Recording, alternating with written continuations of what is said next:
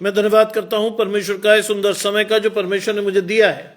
मैं विशेष धन्यवाद करता हूं प्रभु में मेरे भाई अनुपम डेविड, अपनी भाभी शबनम डेविड जी का, जिन्होंने मौका मुझे दिया कि मैं आपके समक्ष उपस्थित हो सकूं और हम सब परमेश्वर के वचन में चलकर कुछ सीखने वाले हों।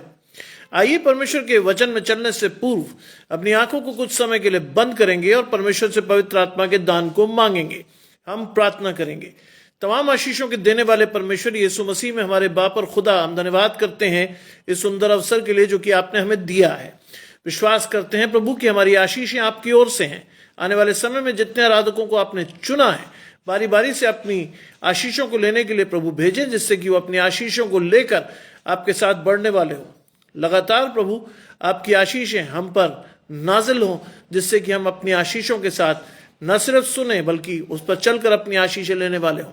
सब कुछ मांग लेते हैं आपके प्रिय पुत्र यीशु मसीह के नाम से, सुने और ग्रहण करें, आमीन। पढ़ने के लिए मेरे साथ निकाले याकूब की पत्री, उसका पहला अध्याय और उसके 19 से 27 पद तक पढ़ेंगे हम, यानी जेम्स चैप्टर 1 वर्सेस 19 to 27, जहां लिखा है, हे मेरे प्रिय भाइयों, तुम इस बात को, इजरा जी मेरे साथ जुड़ रही हैं, आशीष परमेश्वर की आपके और आपके घराने को। याकूब की पत्री पहला अध्याय 19 से 27 पद। हे मेरे प्रिय भाइयों, तुम ये बात जान लो कि हर एक मनुष्य सुनने के लिए तत्पर और बोलने में धीरा और क्रोध में धीमा हो, क्योंकि मनुष्य का क्रोध परमेश्वर के धर्म का निर्वाह नहीं कर सकता। इसलिए सारी मलिनता और बैर भाव की बढ़ती को दूर करके उस वचन को नम्रता से ग्रहण कर लो जो हृदय में बोया गया है और जो तुम्हारे प्राणों का उद्धार कर सकता है।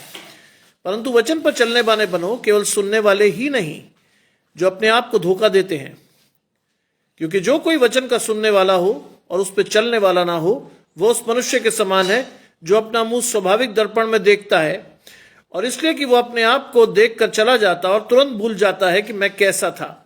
जो व्यक्ति स्वतंत्रता की सिद्ध व्यवस्था पर ध्यान करता है, वे अपने काम में इसलिए आशीष पाएगा कि सुनकर भूलता नहीं, पर वैसा ही काम करता है।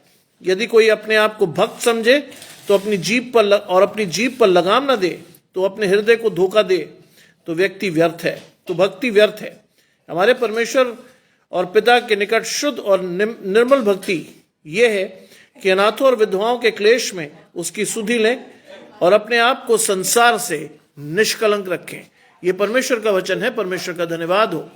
गजानंद भाई मेरे साथ जुड़ रहे हैं, मधु जी मेरे साथ जुड़ती हैं। आशीष परमेश्वर की आपके और आपके घराने को। लिखा है, हे मेरे प्रिय भाइयों, ये बात जान लो। आज पौलुस लिखता है कि हे मेरे प्रिय भाइयों, हे मेरे प्रिय भाइयों, ये बात जान लो। क्या सीखना है, कैसे सीखना है, और वास्तव में अगर आप और मैं याकूब की पत्री को देखें तो ये हमें संसार के व्यवहारिक ज्ञान और परमेश्वर की आशीषें दोनों को दिखाती हैं। माया जी मेरे साथ जुड़ी हुई हैं। आशीष परमेश्वर की आपके और आपके घराने को भी। सो ये चीज आपको और मुझे समझना है कि हमें व्यवहारिक भी होना है, व्यवहारिक होने के साथ परमेश्वर की आशीषों को भी लेना है और उन आशीषों पर चलकर उन आशीषों को आगे देना भी है। लिखा है, हे मेरे प्रिय भाइयों, ये बात तुम जान लो। इस बात को जानना है। आज आपको जान लो कि हर एक मनुष्य सुनने के लिए क्या हो, तत्पर हो। आज मेरे और आपके कान खुले होने चाहिए, विशेषकर परमेश्वर के वचन को लेकर मेरे और आपके कान खुले होने चाहिए। और वो लिखता है, सुनने में तत्पर और बोलने में धीमा। लेकिन आज अगर हम सांसारिक रूप से देखें तो उल्टा है। हम क्या हैं? हम बोलने में तेज हैं, सुनने में धीमे हैं। बोलना हमें बहुत पसंद है। आज इतना बोलते हैं कि आसपास की किसी की बात को हम सुनना नहीं चाहते। लेकिन परमेश्वर की आशीष उल्टी है। आज हमें सुनने के लिए समीप जाकर परमेश्वर की आशीषों को लेना सीखना है। आज विश्वास से मुझे और आपको परमेश्वर के साथ बढ़ना है। आज विश्वास के साथ मुझे और आपको अपनी आशीषें लेकर परमेश्वर के साथ जाना है। जाना है परमेश्वर के साथ, क्योंकि परमेश्वर चाहता है कि मैं और आप अपनी आशीषों के साथ बढ़ें। लिखा है कि बोलने में धीमा और क्रोध में धीमा हो।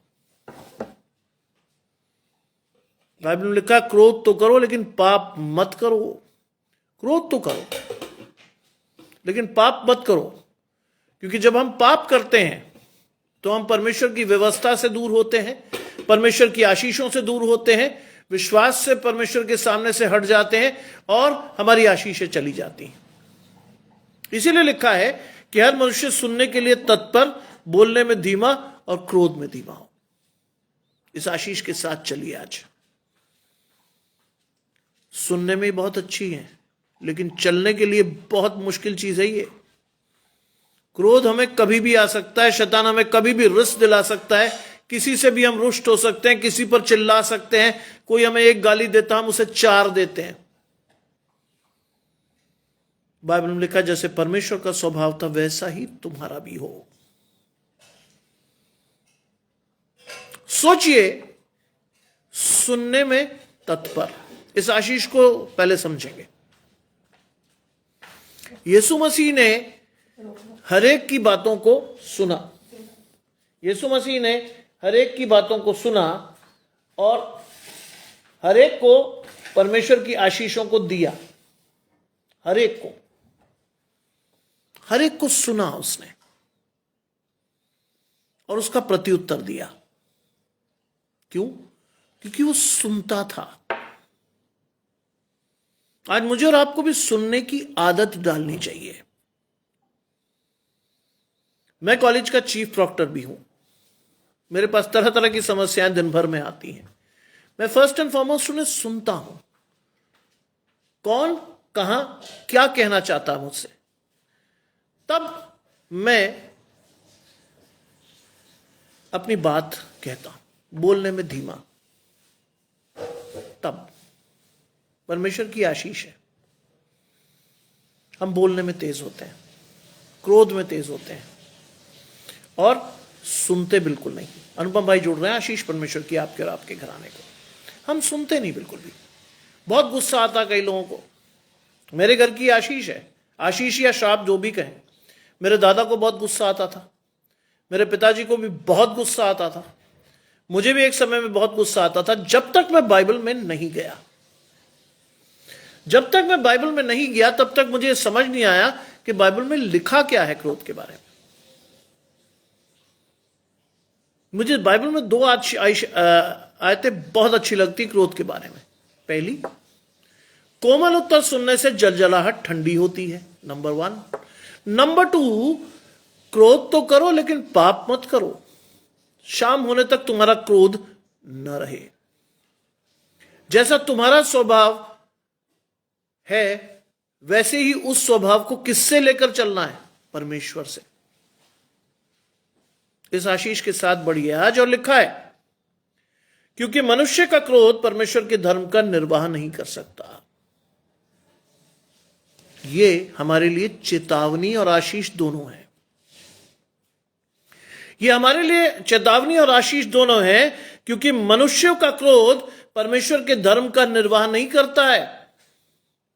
आज आप क्रोध करते हैं तो अपनी आत्मिक आशीषें आप खो देते हैं। यीशु मसीह के बारे में सोचिए, जब भी क्रोध आए यीशु मसीह के बारे में सोचिए, कितना पावरफुल था वो, खुदा का बेटा। इट इज नॉट दैट कि हम बाइबल में ये लिखते हैं। कुरान में अगर आप पढ़ें, कुरान में यीशु मसीह को 25 बार उल्लेखित किया गया है। 25 बार। मोहम्मद साहब का जिक्र केवल 5 बार आया है। ये मैं नहीं कह रहा हूं, ये इस्लामिक स्कॉलर्स का कथन है, मैं नहीं कह रहा ये बात। सोचिए, कुरान भी यीशु मसीह को ऊपर रखती है। कुरान भी यीशु मसीह को खुदा का बेटा मानती है, नजात दहिंदा मानती है, पापों से छुड़ाने वाला मानती है। और लिखा है कि मनुष्य का क्रोध परमेश्वर के धर्म का निर्वाह नहीं कर सकता। आज इस आशीष के साथ जाइए, विश्वास से देखिए क्या परमेश्वर आपको कहता है, क्यों कहता है, कैसे कहता है, किस तरह से जाना है, क्या सोचना है। परमेश्वर पर पवित्र आत्मा के द्वारा छोड़िए और कहिए, प्रभु वास्तव में मैं तेरे धर्म का निर्वाह नहीं कर सकता, मेरे स्वभाव को सुधार। ये हमारी प्रार्थना होनी चाहिए। मेरे स्वभाव को सुधार, मेरे क्रोध को कम कर, क्योंकि मेरी आशीषें चली जाएंगी अगर मैं क्रोधित होता हूं तो। कहिए आज परमेश्वर से, मांगिए आज परमेश्वर से, कहिए परमेश्वर से कि मेरा क्रोध कम कर प्रभु। लिखा है मनुष्य का क्रोध परमेश्वर के धर्म का निर्वाह नहीं कर सकता, इसलिए सारी मलिनता और बैर भाव की बढ़ती को दूर करके। सारी मलिनता कहां से दूर करनी है? मन से। बैर भाव, ये सब शारीरिक चीजें। मलिनता, बैर भाव, क्रोध, लीला क्रीड़ा, व्यभिचार, रोष, ये सब क्या है? शारीरिक आशीष है। इससे आप और मैं परमेश्वर की आशीष नहीं पा सकते। इससे आप और मैं परमेश्वर को अपने जीवन में नहीं देख सकते। इसलिए लिखा है, इसलिए सारी मलिनता और वैभाव की बढ़ती को दूर करके उस वचन को कैसे ग्रहण करना है? ये वचन जो आपको दिया जा रहा है, इसे कैसे ग्रहण करता है? लिखा है नम्रता से। आत्मिक आशीष है नम्रता। नम्रता से उस वचन को ग्रहण कर लो जो तुम्हारे हृदय में बोया जाता है। नम्रता से उस वचन को ग्रहण कर लो जो तुम्हारे हृदय में बोया जाता है। नम्रता से। आज बड़े विश्वास से ये आशीषें आपको लेनी है।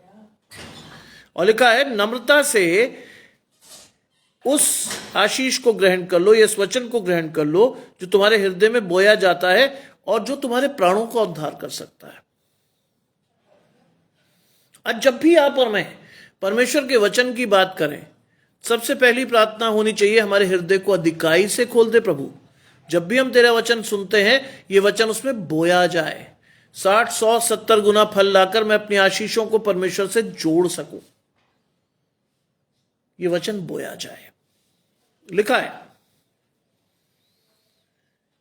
जो तुम्हारे हृदय में बोया गया है, जो तुम्हारे प्राणों का उद्धार कर सकता है। बंद करो उसे, खोलना नहीं। जो तुम्हारे प्राणों का उद्धार कर सकता है, परंतु वचन पर चलने वाले बनो। ये प्रैक्टिकल आशीष है। आज हमारे हृदय में वचन बोया जाता है, हमारे प्राणों का उद्धार कर सकता है, लेकिन इंपॉर्टेंट क्या चीज है? वचन पर चलने वाले बनिए। क्यों? और केवल सुनने वाले ही नहीं, वो क्या करते हैं? बाइबल कहती है वो क्या करते हैं? लिखा है वो अपने आप को धोखा देते हैं। प्रीति बालाजी मेरे साथ जुड़ रही हैं। आशीष परमेश्वर की आपके और आपके घराने को। याकूब की पत्री 1 अध्याय 19 से 27 पद है आज की आशीष हमारी। लिखा है वचन पर चलने वाले बनो, केवल सुनने वाले नहीं जो अपने आप को धोखा देते हैं। बहुत से लोग जो केवल वचन सुनते हैं और उन्हें लगता है बहुत कुछ सुन लिया। उनकी आशीषें पूरी नहीं होती। क्यों? उनकी आशीषें इसलिए पूरी नहीं होती कि वो परमेश्वर की आशीष को केवल सुनते हैं, उस पर चलते नहीं। चलना सीखिए आज। परमेश्वर आपको चलना सिखाता है। देखिए कैसे। क्योंकि जो कोई वचन को सुनने वाला हो और उस पर चलने वाला ना हो, वो क्या है? वो उस मनुष्य के समान है जो अपना स्वाभाविक मुख दर्पण में देखता है। यहां पर मैं सुनते हैं और अगर नहीं चलते तो क्या लिखा है? वो व्यक्ति जो अपना मुख स्वाभाविक दर्पण में देखता है। बात यहां पूरी नहीं हुई है। आगे क्या लिखता है? इसलिए कि वो अपने आप को देखकर चला जाता और भूल जाता है। आज ये है हमारी स्थिति। हम बड़ी शिद्दत से वचन सुनते हैं, हम बड़ा जोर लगा के वचन सुनते हैं। हमें लगता है कि साहब बहुत आशीष हमें मिल गई। कई लोग तो बड़े धार्मिक हो जाते हैं जब वचन सुनते हैं, पूरी आत्मा उनकी जुड़ जाती परमेश्वर से, लेकिन वचन खत्म होने के बाद वहीं के वहीं। मैंने कई लोगों को स्टार्क डिफरेंसेस में देखा है। चर्च के अंदर बहुत धार्मिक, ऐसा कि साहब उनसे अच्छा कोई व्यक्ति नहीं होगा। चर्च में बाहर निकलते ही सबसे पहली चीज निंदा, सबसे पहली चीज क्या? परमेश्वर के सेवक का अपमान। सबसे पहली चीज क्या? आलोचना। सबसे पहली चीज क्या? एक दूसरे की लतुराई। क्यों? चर्च के अंदर तो आप बहुत धार्मिक थे, बाहर क्यों नहीं? क्योंकि हम में से कई लोग क्या करते हैं, शैतान को चर्च के बाहर बिठाए आते हैं, कंधे से उतारकर अंदर आ जाते हैं, आशीषों को सुनते हैं, बहुत धार्मिक हो जाते हैं, और जब धार्मिक हो जाते हैं तो क्या होता है? जब नंबर आता है उस पर चलने का, तो शैतान हमारी आशीष हमारे कंधों पर बैठकर उठा लेता है। मैंने बहुत लोगों को देखा, मैंने बहुत लोगों को देखा ये करते हुए कि चर्च में तो उनका स्वभाव बहुत अच्छा है, लेकिन बाहर निकलते ही सारी चीजें खत्म। लिखा है क्योंकि जो कोई वचन का सुनने वाला हो और उस पर चलने वाला न हो, सुनिए, जो सुनने वाला हो और उस पर चलने वाला ना हो, वो उस मनुष्य के समान है जो अपना मुख स्वाभाविक दर्पण में देखता है, इसलिए कि वो अपने आप को देखकर चला जाता है और तुरंत भूल जाता है मैं कैसा था। तुरंत। क्या होगा? खा लिया? तुरंत भूल जाता है कि मैं कैसा था।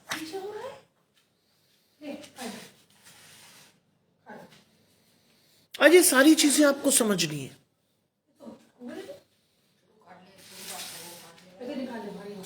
ये सारी चीजें आपको समझनी है।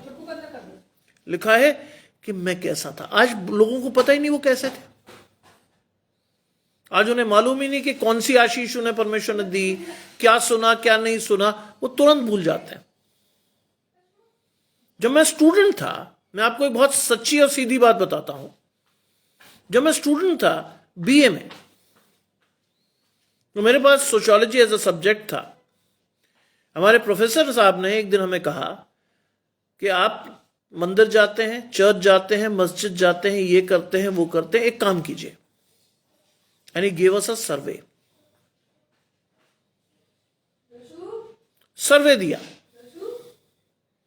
और उस सर्वे में ये करना था, खासतौर से चर्च में, कि जब आप चर्च से निकलते हुए लोगों से मिलें तो क्या कहें, उनसे जानने की कोशिश करें कि चर्च में जो बाइबल पढ़ी गई वो रेफरेंस क्या था, कहां से पढ़ी गई, पादरी साहब ने किस वर्ष को लेकर वचन दिया, और उससे हमें शिक्षा क्या मिलती है। एक छोटा सा सर्वे करना था।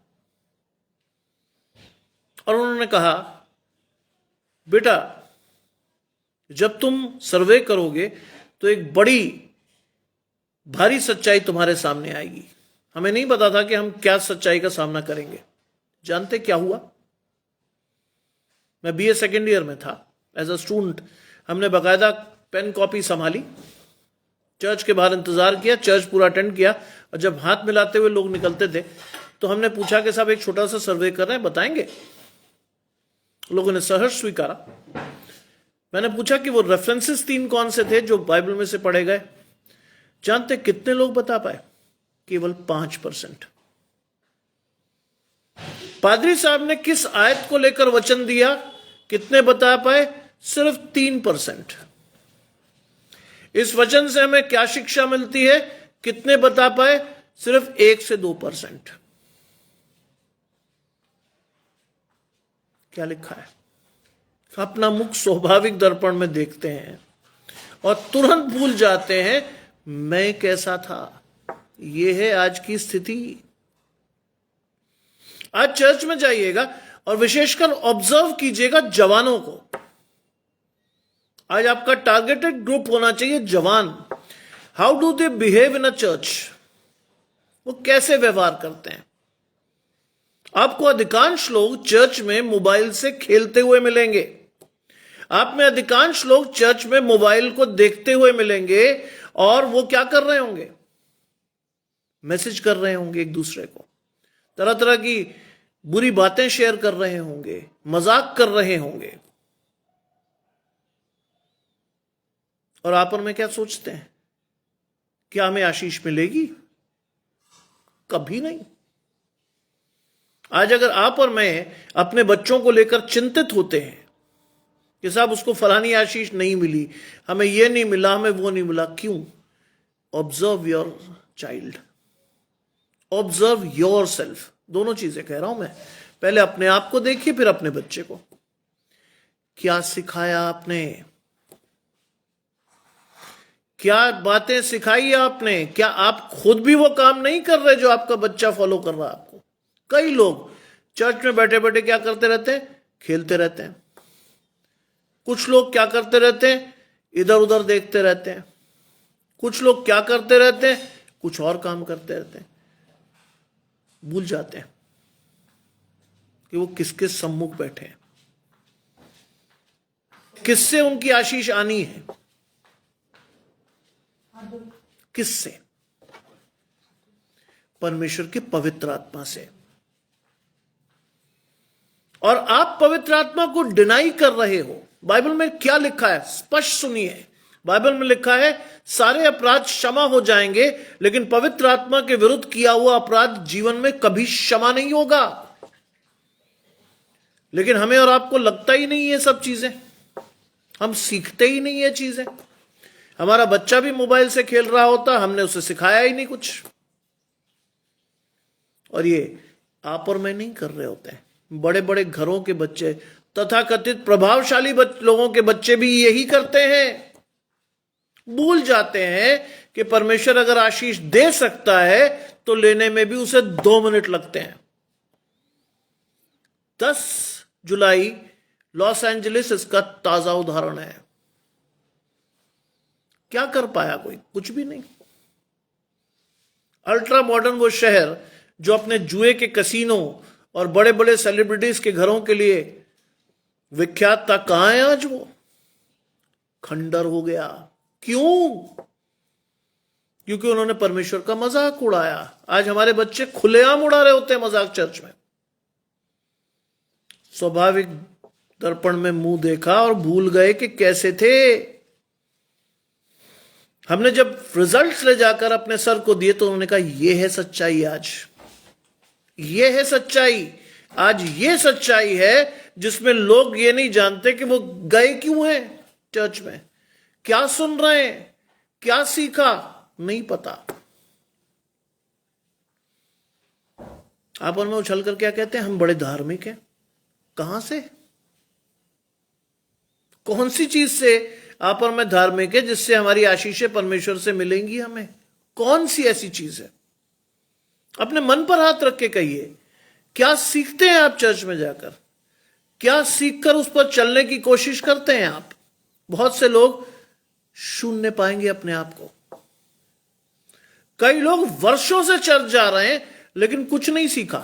आज वहीं वो निंदा भी करते हैं, वहीं वो एक दूसरे की टांग भी खींचते हैं, वहीं पादरी साहब की बुराई भी होती है, वहीं सब कुछ होता है। कौन सी आशीष है आपके जीवन में? कुछ भी नहीं। मुझसे कोई आदमी निंदा करता है, मैं हाथ जोड़ जाता हूं। मैंने कहा साहब आप कहोगे, फिर मैं कुछ कहूंगा, फिर आप कुछ कहोगे, धीरे धीरे मेरा पाप बढ़ेगा। क्षमा कीजिए, मेरा पाप नहीं बढ़ना है। मेरी आशीषें बने रहने दीजिए परमेश्वर के पास। मैंने बचपन से अपने दोनों बच्चों को सिखाया है, कुछ भी हो जाए मोबाइल लेकर चर्च नहीं जाओगे, कभी नहीं, कभी नहीं जाओगे। और वो नहीं जाते। बड़ी खुशी से उन्होंने इस चीज को स्वीकारा, क्योंकि उन्हें मालूम है उनका पिता भी नहीं ले जाता। कभी नहीं ले जाता हूं मैं। कोई विशेष ओकेजन हो या कोई ऐसी चीज हो जहां मुझे किसी के फोन के इंतजार हो, तब जाता हूं।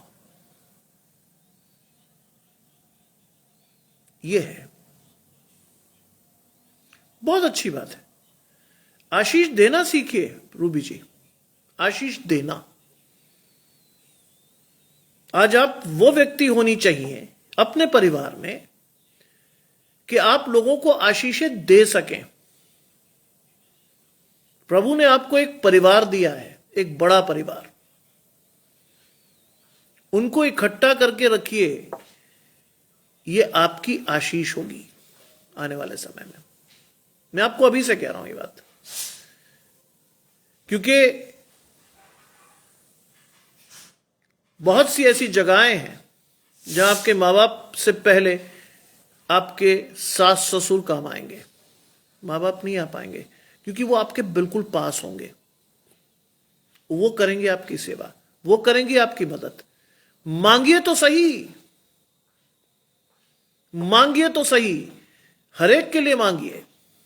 कहिए परमेश्वर से, प्रभु मेरी आशीष मुझे दे। आज मेरी स्थिति भी ऐसी नहीं हो कि मैं दर्पण में मुंह देखकर भूल जाऊं कि मैं कैसा था। अधिकांश लोग चर्च में इसी स्थिति में मिलेंगे आपको। परमेश्वर का वचन सुन लेंगे लेकिन ना तो समझेंगे ना सीखेंगे, क्योंकि उनका मन मोटा हो गया है। उनकी आंखें देखते हुए भी नहीं देख रही, वो सुनते हुए भी नहीं सुन रहे। उनकी आशीष नहीं है परमेश्वर के साथ। जानना भी नहीं चाहते कई लोग। तो जानते हैं, एक बुजुर्ग का प्रकाशन मुझे आज तक याद है। उन्होंने अपना मंथली सब्सक्रिप्शन जो चर्च में दिया जाता है हर महीने, वो वर्षों से नहीं दिया था, क्योंकि वो चर्च में एक बुजुर्ग व्यक्ति थे। इसलिए पादरी साहब उनके पास खुद आए चर्च के बाद, और उन्होंने कहा, देखिए भाई, आपका ओवर ड्यू हो रहा है सब्सक्रिप्शन, कब दीजिएगा, कब? जानते जवाब क्या आया? मैं स्टूडेंट था, मेरे वर्षों गुजरने के बाद, सोचिए मैं स्टूडेंट था, लगभग 36-37 वर्ष पूर्व की बात बता रहा हूं आपको, वो बात मैं आज तक नहीं भूल पाया। उन्होंने कहा पादरी साहब से, क्या मैं परमेश्वर का कर्जदार हूं? उनके बिल्कुल बगल में मैं खड़ा था। I was shocked. जिंदगी के इतने वर्ष गुजरने के बाद भी न तो उसने बाइबल को जाना, न सीखा, न समझा, कुछ भी नहीं आया दिमाग में। अरे हम एक एक सांस के लिए परमेश्वर के कर्जदार हैं, एक एक सांस के लिए। उन्होंने बड़ी सिधाइयत से पादरी साहब को कहा, क्या मैं परमेश्वर का कर्जदार हूं? सोचिए, ऐसे व्यक्ति को आप जीवन में आशीषों के साथ देखेंगे? कभी नहीं देख पाएंगे। धोखा ना खाओ, परमेश्वर ठट्ठों में नहीं उड़ाया जाता। मनुष्य जैसा बोता है वैसे ही काटेगा। धोखा ना खाओ, याद रखिए इस बात को। अभी आप और मैं जीवित हैं, अभी हमारे पास अनुग्रह की आशीष है, उस पर चलकर मैं और आप अपनी क्षमा को प्राप्त कर सकते हैं। सोचिए, अगर कोई अनहोनी हो तो क्या होगा? वैसे ही रह जाएंगे पापी, वैसे के वैसे ही लिखा है। पर जो व्यक्ति स्वतंत्रता की सिद्ध व्यवस्था पर ध्यान करता है, अब दूसरी तरफ जाएंगे, स्वतंत्रता की सिद्ध व्यवस्था क्या है? स्वतंत्रता की सिद्ध व्यवस्था, बाइबल कहती है यूहन्ना में, तुम सत्य को जानोगे और सत्य तुम्हें स्वतंत्र करेगा। स्वतंत्रता की सिद्ध व्यवस्था, यीशु मसीह के बलिदान हो जाने से आप और मैं स्वतंत्र हो गए। किससे? व्यवस्था से। व्यवस्था पूर्ण हो गई, अनुग्रह आ गया। स्वतंत्रता की सिद्ध व्यवस्था थी वो, जिसे यीशु मसीह ने पूरा करके आपकी और मेरी आशीषों के लिए मार्ग और द्वार दोनों खोला। सोचिए, आज हमें कहां होना चाहिए था, हम कहां खड़े हैं आज। लिखा है कि इसलिए पर जो व्यक्ति स्वतंत्रता की सिद्ध व्यवस्था पर ध्यान करता है वो अपने कामों में इसलिए आशीष पाएगा, वो अपने कामों में इसलिए आशीष पाएगा कि वो सुनकर भूलता नहीं पर वैसा ही काम करता है। अगर आपको आशीष चाहिए तो पहली चीज आपको परमेश्वर की स्वतंत्रता की सिद्ध व्यवस्था पर ध्यान करना है। परमेश्वर के लहू से अपने आप को साफ करना है। निष्कलंक पवित्र बनो क्योंकि तुम्हारा बुलाने वाला पवित्र है। निष्कलंक बनिए, विश्वास के साथ बढ़िए, धन्यवाद लेकर परमेश्वर के पास जाइए। कहिए परमेश्वर से, प्रभु तेरा धन्यवाद, आज तक तूने मुझे जीवित रखा। इससे बड़ी आशीष नहीं है कोई। तूने आज तक मुझे जीवित रखा। कितने लोग आज की आशीष में आज के दिन को नहीं देख पाए? कितने लोग हैं, लेकिन आप और मैं देख पा रहे हैं। ये परमेश्वर की विशुद्ध आशीष है। सोचिए, हमें कहां होना चाहिए था, हम कहां हैं। और लिखा है कि व्यवस्था पर ध्यान करता है वो अपने कामों में इसलिए आशीष पाएगा कि सुनकर भूलता नहीं तो वैसा ही काम करता है। भूलता नहीं, वो क्या करता है? वैसा ही काम करता है जैसे परमेश्वर ने उसे करने की हिदायत दी है, वैसा ही काम करता है वो। सोचिए, आपको मुझे परमेश्वर ने क्या करने को कहा था और हम आज कर क्या रहे हैं। Turn to God for your blessings. आज अपनी आशीषों के लिए परमेश्वर के पास जाइए, विश्वास से मांगिए, धन्यवाद के साथ परमेश्वर से कहिए, प्रभु मेरी आशीष मुझे दिखा और दे। दूसरी प्रार्थना जो आपको और मुझे करनी चाहिए कि मुझे सिर्फ आशीष दिखा और दे नहीं, मुझे चलने के लिए क्षमता और शक्ति दे जिससे मैं अपनी आशीषों को लेकर चल सकूं। Turn to God. बहुत स्ट्रेट कह रहा हूं मैं आपको। लिखा है, यदि कोई अपने आप को भक्त समझे और अपनी जीभ पर लगाम ना दे। बहुत लोग कहते हैं साहब, ओहो आई एम विद गॉड, अगले पल वो किसी को गाली दे रहे होते हैं। कैसे हैं आप परमेश्वर के साथ? एक ही पल में आप कहते हैं कि आई लव गॉड, है जी, हम परमेश्वर से बहुत प्रेम करते हैं, अगले पल आप किसी को गाली दे रहे होते हो। एक साथ आप दो स्वामियों की सेवा नहीं कर सकते हो। एक से प्रेम, दूसरे से बैर रखोगे। अब ये चॉइस आपकी है, आप किसको गले लगाने वाले हो, किससे प्रेम करने वाले हो, किसे आप छोड़ोगे। दोनों चीजें लेकर नहीं चल सकते। अब आप सोचो, आप कहां हो, कैसे जाना आपको परमेश्वर के साथ।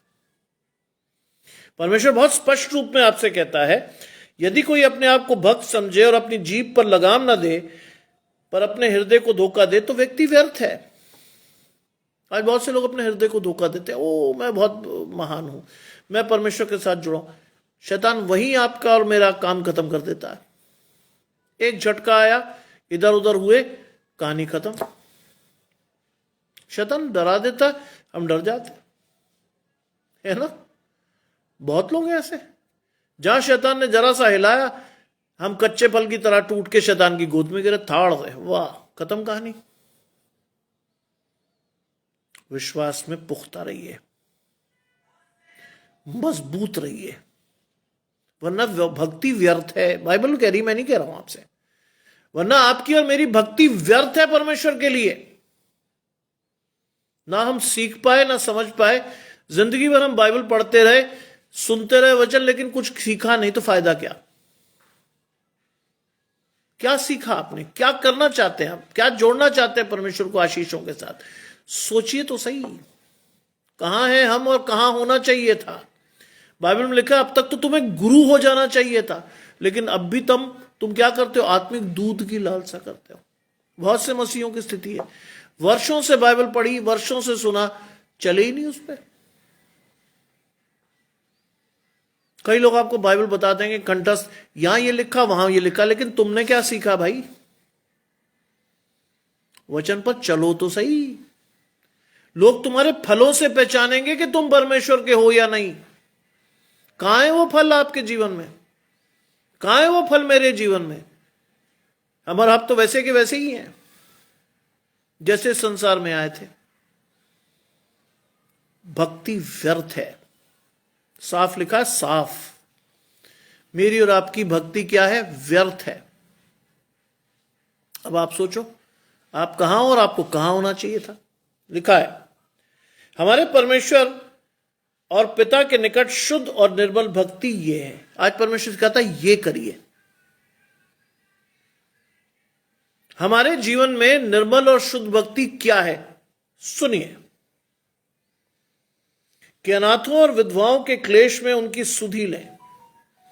हर वो व्यक्ति जो कमजोर है आपसे, उसे धमकाए नहीं, उसकी सुधि लें। उसके पास जाएं, उसकी आशीषों को उसे दें, विश्वास से उसे दें, आगे बढ़ाएं उसको परमेश्वर के साथ। कहें आज कि प्रभु, मैं तेरी उस आशीष को लेता हूं जो तुमने छोटों में से छोटों के साथ किया, वो मेरे साथ किया। आज इस आशीष को लेकर बढ़िए। किसी को अपने से छोटा मत समझिए, किसी को गिरा हुआ मत समझिए, किसी को ऐसा मत समझिए कि वो आपकी दृष्टि में कुछ है ही नहीं। ध्यान रखिए, अगर वो आपकी और मेरी दृष्टि में कुछ नहीं है तो परमेश्वर की दृष्टि में तो वो बहुत कुछ है। इसलिए आज आशीष के साथ आगे बढ़िए। और लिखा है, वो अपने आप को संसार से निष्कलंक रखे। संसार से निष्कलंक रखिए। शैतान टेम्प्ट करेगा, शैतान डराएगा, शैतान ये करेगा, शैतान वो करेगा। निष्कलंक रखिए अपने आप को।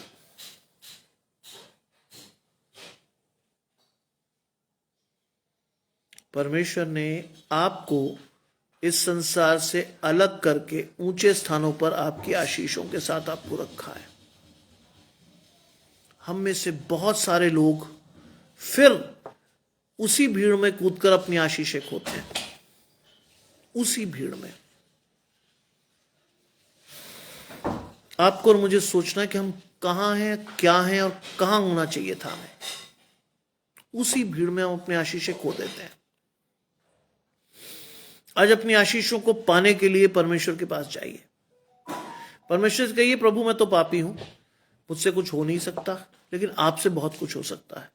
अपनी आत्मा को मेरे मन में डालिए, मेरे हृदय में से हर बुराई को छांट दीजिए और मैं आपकी आत्मिक आशीषों को लेकर अपने जीवन में आपके साथ बढ़ना चाहता हूं।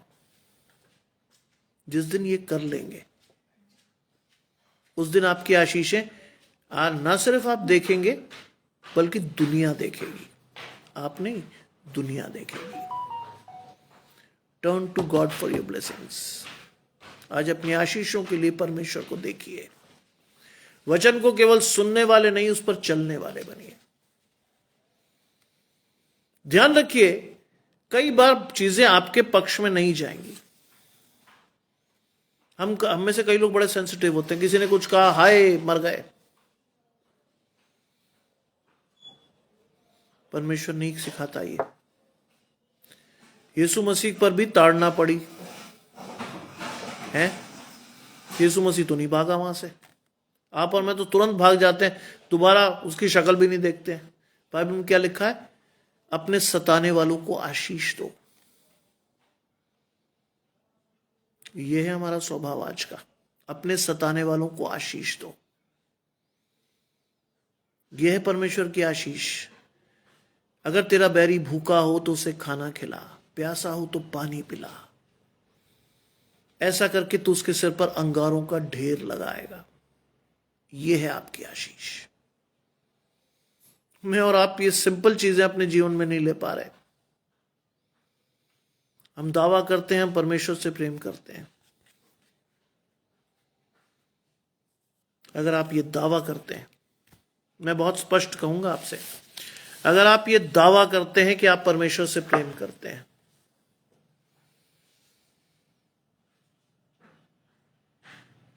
तो अपने भाई बहनों, अपने रिश्तेदारों, अपने सगे संबंधियों से भी वैसा ही प्रेम कीजिए। अगर आप कहते हैं ये बात, वरना मत कहिए, मत कहिए वरना। लेकिन अगर कहते हैं तो विश्वास